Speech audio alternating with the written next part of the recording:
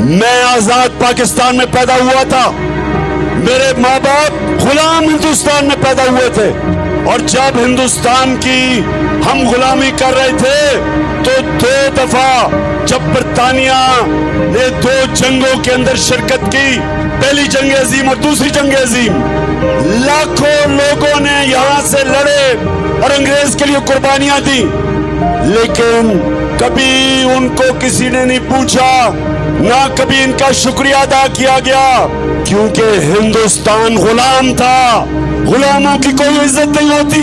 جب امریکہ کی جنگ ہوئی 9/11 کے بعد اور پاکستان نے امریکہ کی جنگ میں شرکت کی، تو سب کو آپ کو پتا ہے کتنے پختونخوا سے لوگوں نے قربانیاں دی انگریز کی جنگ میں، امریکنوں کی جنگ میں 80,000 پاکستانیوں نے قربانیاں دی۔ قبائلی علاقے کے لوگ جو سارے پختونخوا کے ساتھ اب حصہ بن چکے ہیں، قبائلی علاقے کے لوگوں نے سب سے زیادہ قربانی دی، 35 لاکھ لوگوں نے نقل مکانی کی۔ کیا کسی نے پاکستان کا شکریہ ادا کیا؟ کیا امریکہ نے کہا کہ شکریہ پاکستان، آپ نے 80,000 اپنے لوگ قربان کر دیے، 3 گنا زیادہ ہماری فوجیوں نے قربانی دی بنسبت جو امریکن افغانستان میں جن کی جانیں گئیں؟ کسی نے شکریہ ادا نہیں کیا، بلکہ وہاں سے آوازیں اٹھی امریکہ سے کہ پاکستان کی وجہ سے وہ جنگ نہیں جیت سکے افغانستان میں۔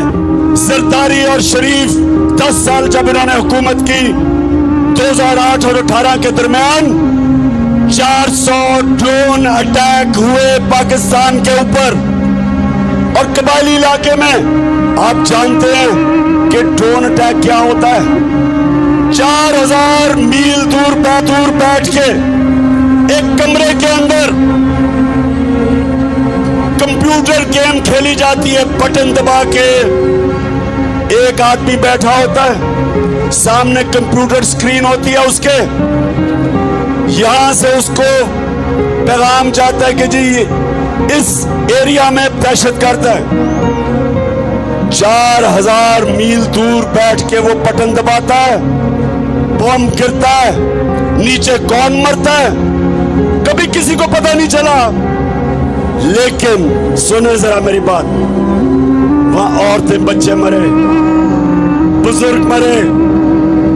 ایک جگہ انہوں نے ڈرون اٹیک کیا پجور میں، 64 بچے مدرسے میں مر گئے، 64 بچے۔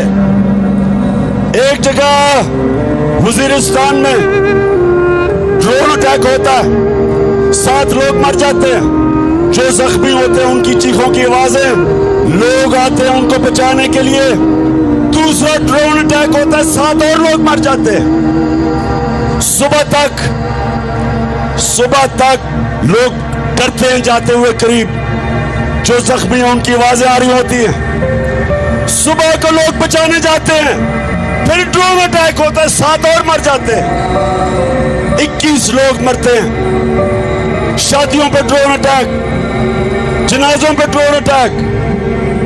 اور آپ جانتے ہیں کہ ایک دفعہ ناصر طاری کے منہ سے ایک آواز نکلی، اور یہ قیدر نواز شریف کے منہ سے ایک دفعہ، ان میں اتنی جرأت نہیں تھی کہ امریکنوں کو کہتے کہ یہ سارے انسانی حقوق کے خلاف ہے، دنیا کا کوئی قانون اجازت نہیں دیتا کہ آپ فیصلہ کریں مجرم کون ہے، آپ ہی اس کو قتل کر دیں۔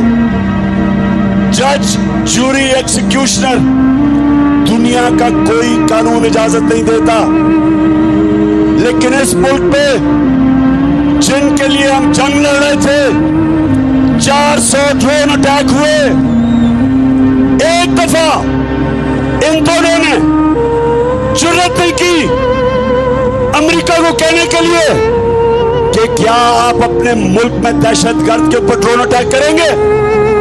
جرأت ہی ان میں کیا؟ ان میں یہ جرأت تھی برطانیہ کو کہنے کے لیے کہ لندن میں ہمارا بڑا دہشت گرد جس نے ہزاروں لوگوں کو قتل کروایا، کیا ہمیں اجازت دیں گے ڈرون اٹیک کر کے اس کو مارے؟ अगर अपने मुल्क में आप हमें कहते हैं कि अदालत में जाके साबित करो वो दहशत गर्द है, तो हमारे मुल्क में आपने कैसे आपने 400 ड्रोन अटैक किए, बेकसूर लोगों को मारा, औरतें बच्चों को मारा, और ये तो जिनको फिर से इन दो खानदानों को फिर से जो मुसल्लत किया इसीलिए किया कि ये उनके गुलाम हैं, इनमें जुर्रत नहीं है, ये पैसे की पूजा करने वाले हैं, ये पैसे के बुत की पूजा करने वाले हैं, इनके पैसे पड़े हैं बाहर, इनके लंदन में अमेरिका में पैसे पड़े हुए हैं, ये कभी अपने लोगों के हकूक के लिए, उनके फायदे के लिए ये कभी अपनी जुबान उनके अपने आकाओं के सामने जुबान नहीं खोलेंगे।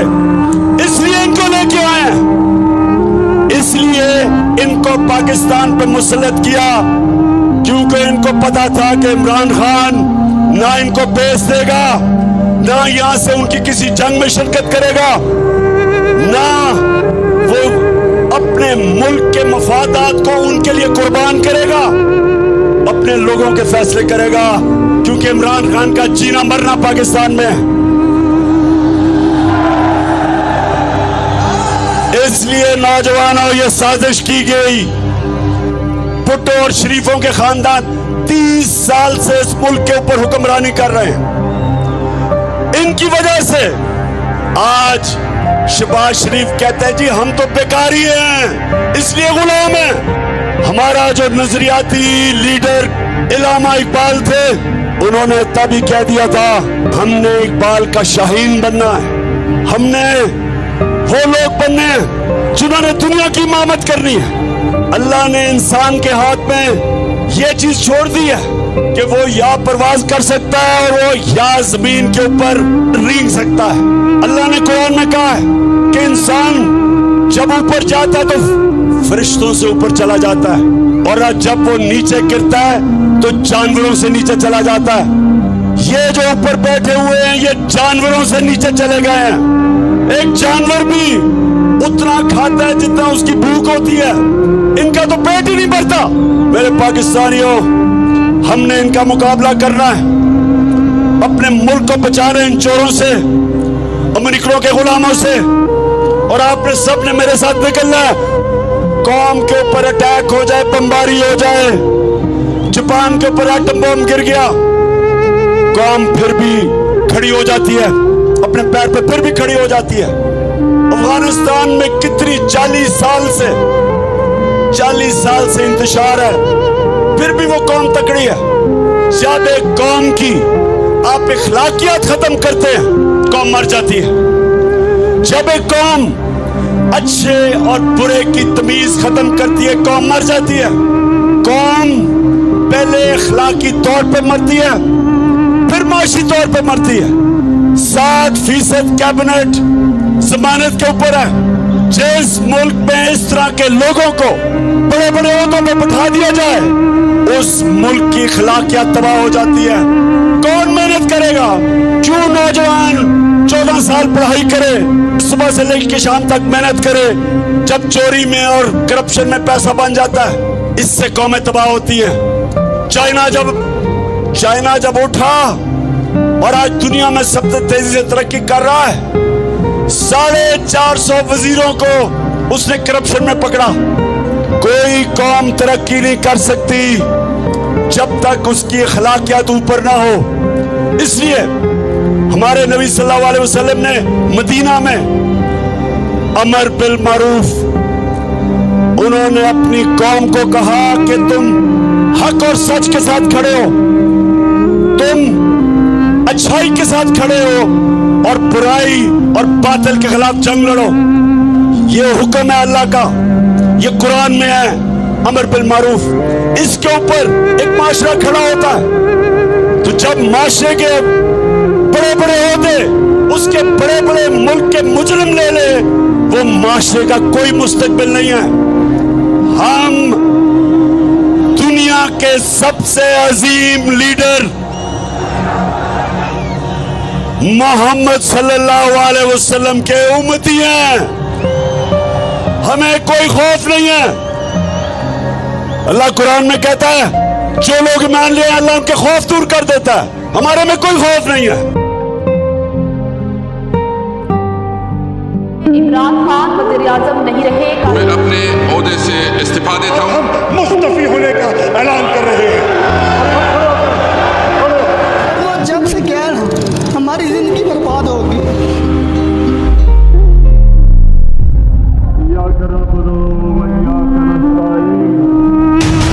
میں اگر سڑکوں پہ نکلا ہے نا آپ کے لیے چھپنے کی جگہ نہیں ہوگی. پاکستانیوں یہ دیکھ لو آپ کے سامنے کہ سارے چور آ گئے ہیں واپس.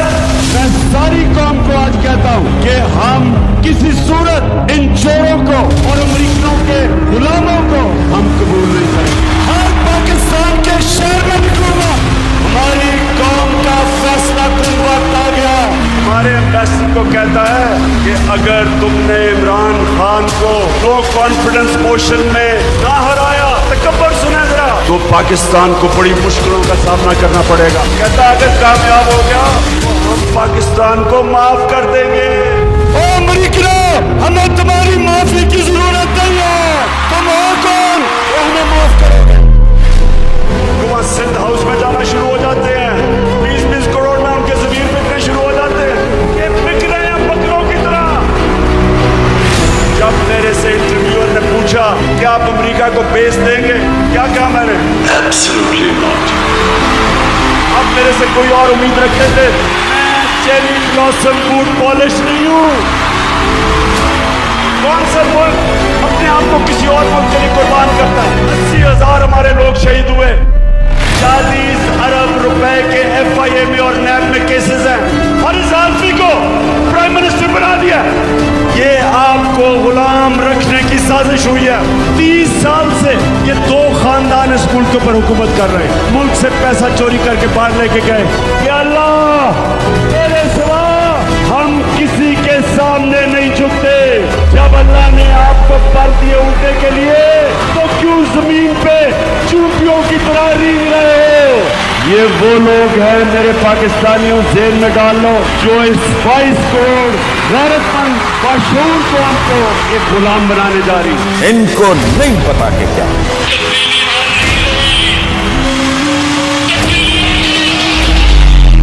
ایک انسانوں کا جنون آنے والا ہے. پاکستان ایک قوم بن چکا ہے.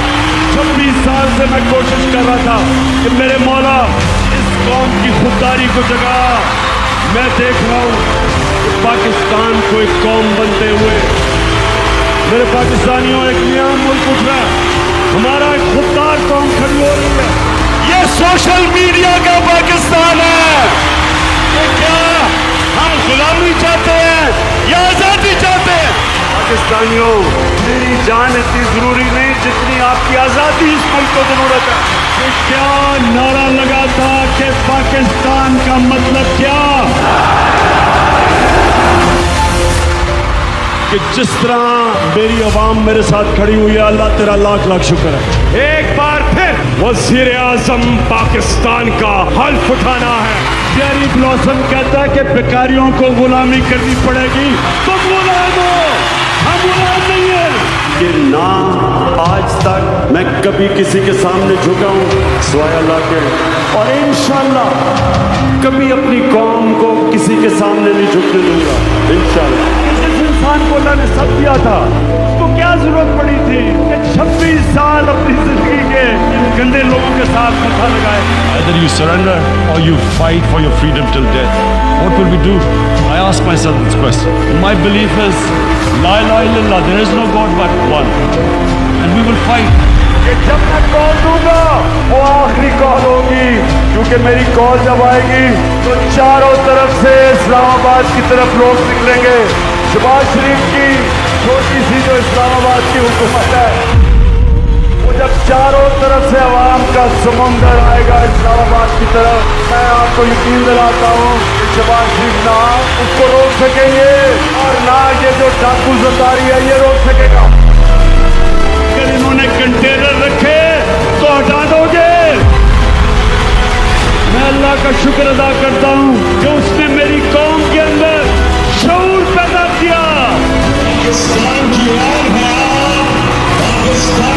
पहचान है, पाकिस्तान की शान है, पाकिस्तान की जान है, पाकिस्तान के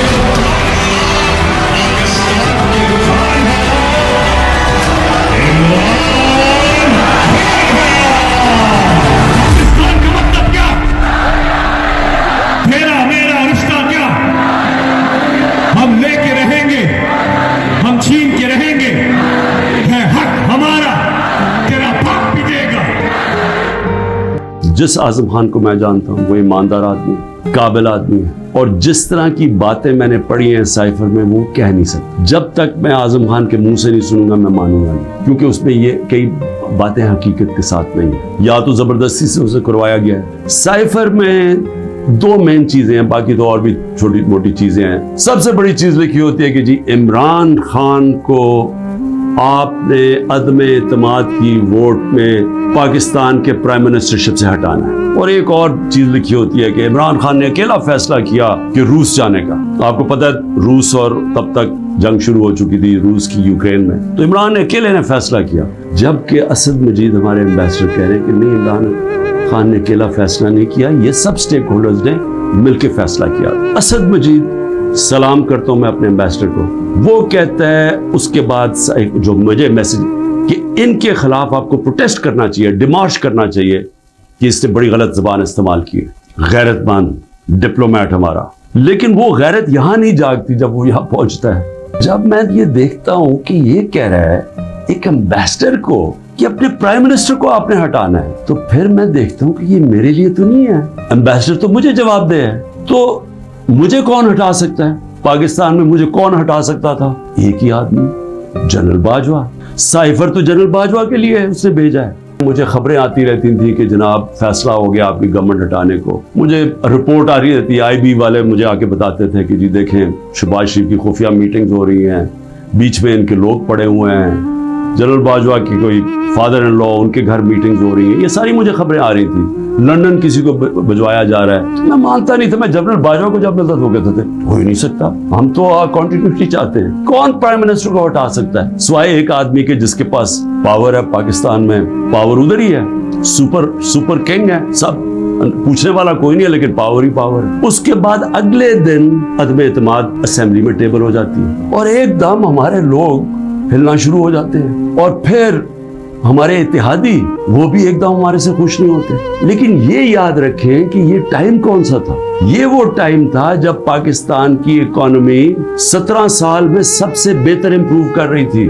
मुझे पाकिस्तानी होते हुए मैं आपको सच बताना चाहता हूँ, मुझे शर्म आई कि इसकी जुर्रत कैसे हुई किसी छोटे एक ऑफिशियल की कि जो हमें इतनी बड़ी धमकी दे दे और एम्बेसडर के जरिए मैसेज भिजवाया कि प्राइम मिनिस्टर को हटा दो। लेकिन उसकी गलती नहीं थी, शर्म यहाँ नहीं आ रही थी। जिन लोगों की जिम्मेदारी थी कि कौम की हिफाजत करना, जिस आदमी की कि कौमी वकार को बचाना, कौमी गैरत, वो साथ मिला हुआ। यानी ये सारा प्लान उधर से शुरू हुआ था। मेरे ऊपर गद्दारी का एक पर्चा कर दिया है कि जनरल फैसल नसीर को मैंने डर्टी हैरी क्यों कहा, साइकोपैथ क्यों कहा, मेरे ऊपर गद्दारी का पर्चा लग जाता। मैं फिर से कहता हूँ कि अगर हमने ये करना है अपने मुल्क के साथ कि किसी इदारे को, अगर मैं किसी जज की बात करूंगा तो मैं सारी जुडिशरी के खिलाफ हो गया, इसका मतलब क्या? मैं पुलिस के खिलाफ करूंगा तो सारी पुलिस को मैंने बुरा भला कह दिया। ये तो हम अपने मुल्क को तबाह कर रहे हैं। ये प्लीज अब मेरी कौम, प्लीज आप ये समझ जाएं एक बात, अगर माशरे से आप तनकीद खत्म करते हैं, आप माशरे की कब्र खोद देते हैं। चीफ जस्टिस साहब को मैंने वो साइफर भेजा कि जी इसके ऊपर इंक्वायरी करवाएं, नेशनल सिक्योरिटी काउंसिल के सामने रखा। नेशनल सिक्योरिटी काउंसिल के सामने 30 मार्च को मैंने रखा कि जी ये है, सारे आर्मी चीफ्स बैठे हुए थे, सर्विस चीफ्स बैठे हुए थे, सबके सामने रखा कि ये उसने लिखा है और आपका एम्बेसडर कह रहा है कि इनको प्रोटेस्ट करो कि ये किसी की जरूरत नहीं होनी चाहिए इस तरह का, किसी भी एक मुल्क को, आजाद मुल्क को इस तरह का जबान इस्तेमाल करनी। उन्होंने कहा जी हाँ, मुदाखलत तो हुई है, तनकीद की, अमेरिका को प्रोटेस्ट भी किया नेशनल सिक्योरिटी काउंसिल ने 30 मार्च को। मैं हैरान हो गया कि सिर्फ जी हम डिमार्च करते हैं, आप इंक्वायरी करनी चाहिए थी, पूछना चाहिए था, लिखना चाहिए था कि इसने क्यों ये कहा। और इंक्वायरी जब होनी थी तो एक आदमी ने सामने आ जाना था, जनरल बाजवा ने। मुसलसल ये जनाब इनकी मीटिंग्स होती थी, इनकी वो चार्ज रिफेयर से मिलते थे। क्या ISI को नहीं पता था कि पिछले 3 महीने के अंदर हमारे पार्लियामेंटेरियंस, हमारे PTI के बैक बेंचर्स और ये اپوزیشن لیڈر سے بار بار امریکن ایمبیسی میں جا رہے تھے. ارشد شریف نے پورا پروگرام کیا, بتایا کہ کون کون سے دن کون کون سے لوگ گئے. راجہ ریاض کا بتایا گیا کہ راجہ ریاض وہاں فورن پالیسی ڈسکس کرنے گیا تھا. جو سب سے پہلے بھاگے وہ امریکن ایمبیسی جا رہے تھے. کیا ان کو نہیں پتا تھا اس کے حصہ تھے؟ سازش ہو رہی تھی کسی طرح عمران خان کو راستے سے ہٹایا جائے. امریکہ کی ایک بات سمجھ ہے, امریکہ جو ہے وہ اپنے مفاد کے لیے فیصلے کرتا ہے, وہ دوستیاں نہیں نبھاتا. امریکہ اپنے انٹرسٹ کو پروٹیکٹ کرتا ہے. ہمارا کام ہے ہم اپنے انٹرسٹ پروٹیکٹ کریں. سائفر پہ کیا لکھا کہ عمران خان خود روس گیا ہے. میں عمران خان نے خود روس کیوں جانا تھا؟ فورن آفس نے مجھے کہا, بیٹھ کے مشاورت ہوئی, ہم نے سارے پاکستان کے ایکس فورن سیکرٹریز کو بلایا, سب نے کہا کہ آپ کا رشیا جانا بہت ضروری ہے, ہمیں اپنے تعلقات ٹھیک کرنے چاہیے. پھر ہمیں 20 لاکھ ٹن گندم چاہیے تھی ان سے, وہ ہم بات کرنا چاہتے تھے کنسیشن میں سے. اس کے بعد جب ٹینشن ہوئی یوکرین سے تو تیل کی قیمتیں آسمانوں پہ چلی گئی, کموڈیٹی سپر سائیکل آ گیا. انہوں نے کہا کہ آپ وہاں جا کے تو ان سے نیگوشیٹ کریں سستا تیل.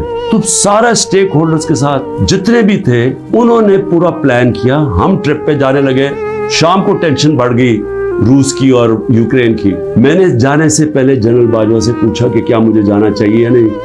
انہوں نے کہا ہم سب بیٹھے ہوئے ہیں, ہمارے خیال میں آپ کو جانا چاہیے.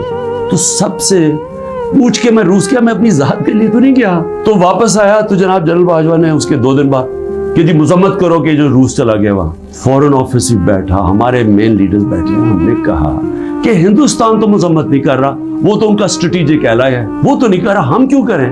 اور ہم ان سے ڈیل کر کے آ گئے تھے سستا تیل پہ اور سستی گندم پہ. اس کے بعد جا کے ایک نیشنل سیکیورٹی کا سیمینار ہو رہا ہے. جنرل باجوہ بیٹھ کے کہتے ہیں جی عمران خان ہم روس کی سخت مذمت کرتے ہیں. گورنمنٹ کی پالیسی کے خلاف جا کے سٹیٹمنٹ دے دیتا ہے. اس کے بعد حسین حقانی کی ٹویٹ آتی ہے, وہ کہتا ہے جنرل باجوہ پرو امریکہ ہے اور عمران خان اینٹی امریکہ ہے. بعد میں ہمیں پتہ چلتا ہے کہ ہم نے $30,000 دے کے حسین حقانی کو جنرل باجوہ نے ہائر کیا ہوا تھا ہماری گورنمنٹ کے دوران. وہ بعد میں جب ان کا فیرا, ان کا ایک ادارہ ہوتا ہے جو آپ کو رجسٹر کرنا پڑتا ہے لابیز کو, اس میں پتہ چلتا ہے بعد میں ہمیں. تو میرا اپنا ہی آرمی چیف میرے خلاف لابی کر رہا تھا, ان کو بتا رہا تھا میں کتنا برا. کوئی فکر نہیں ہے ملک کدھر جا رہا ہے, کوئی اس وقت فکر نہیں کہ ملک کے سارے ادارے تباہ ہو رہے ہیں. سارا صرف ایک 1 پوائنٹ ایجنڈا ہے کہ عمران خان کو کس طرح ڈسکوالیفائی کرنا اور جیل میں ڈالنا, یہ ایجنڈا ہے. اس کے اندر یہ سائفر بھی آ گیا. یہ نہیں ان کو پتا کہ سائفر میں ان کی تباہی ہے, کیونکہ یہ سب ملوث تھے اس میں. یہ شہباز شریف بھی تھا, زرداری بھی تھا, ساروں کو پتا تھا سائفر کا. سارے میٹنگز کر رہے تھے امریکنوں کے ساتھ. انکوائری سب سے بڑی یہ ہونی چاہیے سائفر کے اوپر جو FIA نہیں کر سکتی. اگر صحیح انکوائری کروانی ہے تاکہ ہم آگے یہ غلطیاں نہ کریں, تو انکوائری یہ ہونی چاہیے کہ یہ سازش میں کون کون شریک تھا کہ گورنمنٹ گرا کے ایک ملک کی اکانومی کی تباہ کیا, آج پاکستان کو گھٹنوں پہ رکھ دیا. آج اگر ہم ان کی مدد نہ کرتے اور IMF سے نہ کہتے کہ آپ کی سٹینڈ بائی اگریمنٹ کے ہم ساتھ ہیں, تو پاکستان ڈیفالٹ کر گیا تھا.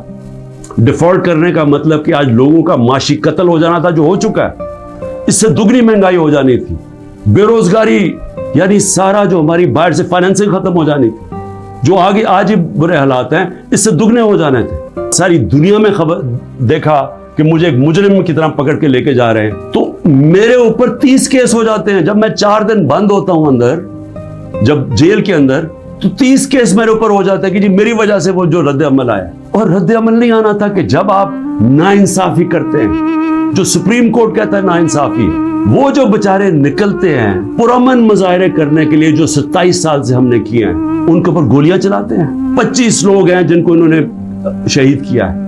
16 کے پاس ہمارے پاس ڈیٹس ہیں, 9 غائب ہیں.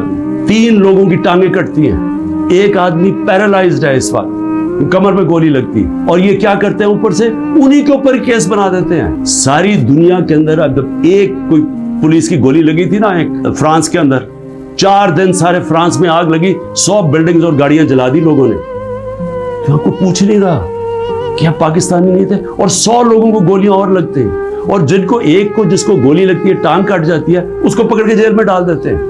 حکومتیں چلتی ہیں اخلاقی قوت پہ, ڈنڈے مار کے جانور چلتے ہیں. ڈنڈے مار کے نہیں چلوا سکتے آپ لوگوں